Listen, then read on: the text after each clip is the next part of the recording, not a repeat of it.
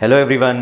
तो आज मैं बहुत इंटरेस्टिंग क्वेश्चन लेकर के आया हूं और हमें क्या करना है इस क्वेश्चन में, इस वाले एक्सप्रेशन का फैक्टराइजेशन करना है। और यकीन मानो इस वाले एक्सप्रेशन का फैक्टराइजेशन क्लास 9 से लेकर के 12 तक सारी ही क्लास के लिए इंपॉर्टेंट है।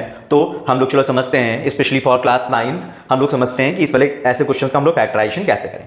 तो सबसे पहले क्या करना होता है, इस एक्सप्रेशन में हमको अपने हिट एंड ट्रायल मेथड से सबसे पहले हमको इसमें एक रूट पता करना होता है। ठीक है, रूट का क्या मतलब होता है, एक्स की एक ऐसी वैल्यू पता करनी है जिसकी वजह से ये पूरा का पूरा एक्सप्रेशन हमारा जीरो हो जाए।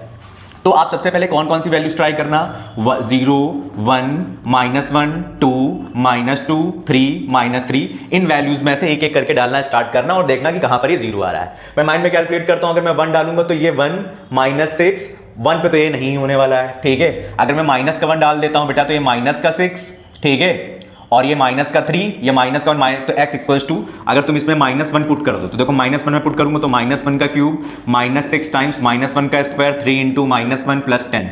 इसको आप सॉल्व करना तो ये जीरो आ जाएगा। ठीक है, तो यहां से हमको क्या पता चल रहा है कि x इक्वल्स टू -1, इसका एक जीरो है। फिर आप जो नंबर पुट करने पे जीरो देगा उस वाले नंबर को आप इस साइड ट्रांसफर कर देना, तो आपको एक एक्सप्रेशन मिल जाएगा। यहां से आपको पता चल रहा है कि x + 1 हमारा इस वाले पॉलिनोमियल का एक फैक्टर है।